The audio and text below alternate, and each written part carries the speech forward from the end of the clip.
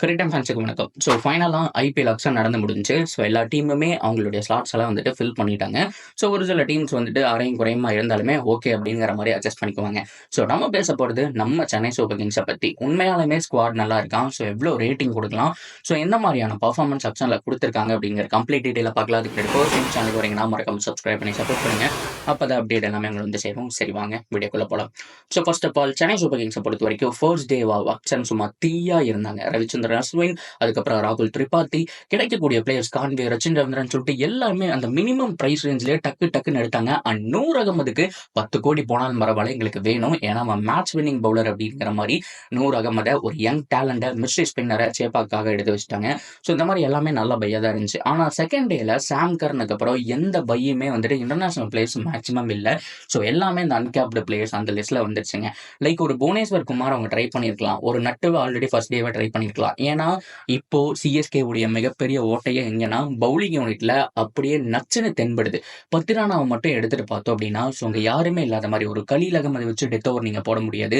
At the same time சின்ன சின்ன பசங்க தான் இருக்காங்க. முகேஷ் சௌத்ரி இவங்க எல்லாமே நியூ பால் பவுலர்ஸ். டெத் ஓவர்ல யாரை போடுவீங்க அப்படிங்கிற மாதிரி இருந்தது.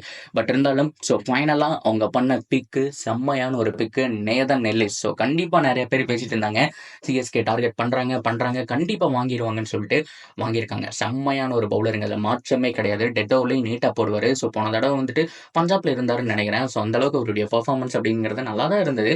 ஸோ கொஞ்சம் ஒரு சில டைம் எக்ஸ்பென்சிவாக போயிருந்தாரு. பிகாஸ் டெத் ஓவர் போடுறதுனால ஸோ அந்த எக்ஸ்பென்சிவாக பார்க்க முடியாது. பட் இருந்தாலும் 3 விக்கெட் 4 விக்கெட் அப்படிங்கிற மாதிரி எடுத்திருக்காரு. நேதன் எல்லிஸ் உண்மையாலுமே சூப்பரான ஒரு பவுலர் தான். ஆனா மிகப்பெரிய பிரச்சனை என்ன அப்படின்னா சிஎஸ்கே ஸ்குவாட்ல இடம் இருக்காங்கிற விஷயம். ஏன்னா நீங்க மேல கண்டிப்பா கான்வே, ரச்சின் ரவீந்திரா ஆடியே ஆகணும். அதுல 2 பேரையுமே நீங்க சாக்ரிஃபைஸ் பண்ணவே முடியாது. ஸோ கீழே பொறுத்த வரைக்கும் நூர் அகமது இல்லை சாம் கரன் ஸோ கண்டிப்பா ஆட போறாங்கிறது என்னுடைய ப்ரெடிக்ஷன். ஸோ ஃபைனலா 10 ரன்னா ஆடியே ஆகணும். ஸோ இந்த இடத்துல எப்படி 2 ஃபாரின் ஃபாஸ்ட் பவுலரோட சென்னை சூப்பர் கிங்ஸ் போக போறாங்கிறது தான் ரொம்ப ரொம்ப பயமா இருக்கக்கூடிய ஒரு விஷயம். ஸோ இதுவே மும்பை இந்தியன்ஸோட லைனப் எடுத்து பார்த்தோம்னா ஸோ அவங்களுக்கு ட்ரெண்ட் போல்ட், பும்ரா 2 பேருமே வந்துட்டு கம்ஃபர்டபுளாக ஆடிக்கலாம். நல்ல ஒரு டெத் பவுலிங் அட்டாக் இருக்கு. அவங்களுக்கு ஃபாரின் பிளேயர்ஸே தேவை கிடையாது. இந்தியன் பிளேயர்ஸ் வச்சு ஸ்குவாடை பில்ட் பண்ணிட்டான்னு சொல்லி ஆகணும். அந்த அளவுக்கு இருக்கு. பட் இருந்தாலும் நம்மளுடைய சென்னை சூப்பர் கிங்ஸ் ஸோ அந்த இடத்துல கண்டிப்பாக ஃபாரின் பிளேயர்ஸை சார்ந்து இருக்க வேண்டிய ஒரு சுச்சுவேஷன். ஸோ எப்படி ஸ்குவாட் பில்ட் பண்ண போறாங்கன்னு பார்க்கலாம். ஆனால் மற்றபடி வெறித்தனமா இருக்கு கைஸ். ஸோ டாப் ஆர்டரை பொறுத்த வரைக்கும் Ruturaj, Gaikwad and Devon open பண்ணுவாங்க என்னுடைய ப்ரெடிக்ஷன். 1 டவுன்ல ரச்சின் வரக்கான வாய்ப்பு இருக்கு.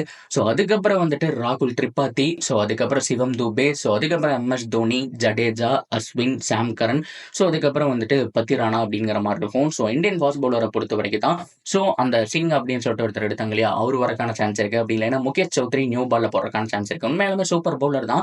நடுவில் ஒரு வருஷம் இன்ஜுரியில் இருந்தாரு. ஸோ போன வருஷம் ஒரு 2 மேட்ச் கொடுத்தாங்க, பெர்ஃபார்மன்ஸ் நல்லா இல்லைன்னு வெளியில குறைச்சிட்டாங்க. பட் இருந்தாலும் மறுபடியும் எடுத்து வச்சிருக்காங்க. ஸோ கலீல் அகமது சூப்பரான பவுலர் தான். ஸோ மேபி இந்த 3 பேர்ல யாரோ ஒருத்தர் ஆடுறதுக்கான சான்ஸ் இருக்குன்னு பாக்குறேன். இது போக தீபக் ஹூடா அண்ட் விஜய் சங்கர் 2 பேருமே இம்பாக்ட் பிளேயர்ல யாரோ ஒருத்தரா வரக்கான சான்ஸ் இருக்கு. இது போக 3 ஃபாரினர்ஸ் மட்டும் சூஸ் பண்ணாங்க அப்படின்னா சூப்பரான ஆப்ஷன். நூர் அகமது வேணா நூர் அகமது கொண்டு வரலாம். அப்படி இல்லைன்னா சாம் கரனை கொண்டு வரலாம், இல்ல நேதன் எல்லிஸை கொண்டு வரலாம். ஸோ அவங்கள பொறுத்த வரைக்கும் நேதன் எல்லிஸ் மட்டும் ஸ்குவாட்ல இருந்தாருன்னா ஸோ அவங்களுடைய பவுலிங் யூனிட் தீயா இருக்கும். ஆனா மிகப்பெரிய பிரச்சனையே அங்கதான் இருக்கு அப்படிங்கிற மாதிரி நான் சொல்வேன். ஏன்னா மேல நீங்க கண்டிப்பா ரச்சின் ரவீந்திராவை உட்கார வச்சா மட்டும்தான் கீழே நேதன் எல்லிஸை கொண்டு வர முடியும். நான் இன்னொரு ஸ்குவாட்ல 4 ஃபாரினர்ஸ் எப்படி கொண்டு வரலாம் அப்படின்னா கான்வேவை மேல கொண்டு வரலாம். ஸோ கீழே 10 ரன் அப்படின்னு வச்சுட்டா கூட சாம் கரன் அண்ட் நேதன் எல்லிஸோட நான் போவேன். இதே சேபாக் பிச்சா இருந்தா சாம் கரன் உட்கார வச்சுட்டு ஸோ அந்த இடத்துல நூர் அகமதை கொண்டு வந்துடலாம். ஸோ ரச்சினோட பொசிஷன்ல யார் ஆட வைக்கலாம்னா ஸோ கண்டிப்பா தீபக் ஹூடா மாதிரியான பிளேயர்ஸ் வந்துட்டு இம்பாக்ட் பிளேயரா கொண்டு வரக்கு ஸோ அவருனால முடிஞ்சது ஒரு 15 பால் பிடிச்சி ஒரு 25-30 ரன் கண்டிப்பா அவரால் பண்ண முடியும். ஸோ 2023ல தீயான பெர்ஃபார்மன்ஸ் இருந்தது. ஸோ ஆனா போன வருஷத்துல அதாவது இந்த வருஷம் 2024 ஐபிஎல் அவர்கிட்ட அது பெர்ஃபார்மன்ஸ் இல்லை. பிகாஸ் அவரை ரொம்ப டவுன்ல இறக்கி விட்டாங்க அப்படிங்கிற மாதிரிலாம் நம்ம பார்த்துட்டு இருந்தோம். ஸோ தீபக் கூடாக கொஞ்சம் முன்னாடியே ட்ரை பண்ணலாம். ராகுல் திரிபாதி. ஸோ பேட்டிங் யூனிட்டை பொறுத்த வரைக்கும் பிரச்சனையே இல்லை கைஸ். உண்மையாலுமே 8 வரைக்கும் 9 மணி வரைக்கும் கூட வந்துட்டு இருக்கு. பட் இருந்தாலும் பவுலிங்கு கன்சிஸ்டண்டா போட்டி ஆகணும். ஸோ அந்த இடத்துல யாரை கொண்டு வர போறாங்க அப்படிங்கிறதா. ஸோ நேதன் எல்லிஸ் இருந்தாரு அப்படின்னா ஸோ அவ்வளோ பெருசா பவுலிங் யூனிட் மேல ப்ரெஷர் விழுகாது. அவர் இல்லை அப்படின்னா கஷ்டம் தான். ஸோ இதனால ஆன் பேப்பர்ல இந்த ஸ்குவாடை பார்க்கறதுக்கு என்னுடைய ரேட்டிங் 10க்கு 8 கொடுப்பேன். ஸோ அந்த மாதிரி தான் இருக்கு. ஸோ இன்னும் ஒரு நச்சுனை போடக்கூடிய இந்தியன் பவுலர் ஒரு புவி, ஒரு நட்டு இருந்திருந்தாரு அப்படின்னா இந்த ஸ்குவாட் உண்மையாலுமே வெறித்தனமா இருந்திருக்கும். ஸோ மொத்தமா இருந்திருக்கும். இப்போ சிஎஸ்கேவும் ஆர்சிபியும் லிட்டில் பிட் ஒரே மாதிரி தான் இருக்காங்க. ஸோ மும்பை இந்தியன்ஸ், எஸ்ஆர்எச் இந்த மாதிரியான ஸ்குவாடை பார்க்கறதுக்கு இன்னும் பெட்டரா இருக்கிற மாதிரி ஃபீல் பண்றேன். ஸோ எஸ்ஆர்ஹெச்க்கும் டெத் பவுலிங் இல்ல தான். அவங்களுடைய பேட்டிங் ஸ்குவாட வச்சு தான் நம்பி இருக்காங்க. ஸோ எனிவே மத்த டீம் டிசி மாரியான டீம்ஸ் எல்லாம் வந்துட்டு ஆக்ஷன்ல ஓரளவுக்கு சூப்பரா பண்ணத பார்த்தோம்.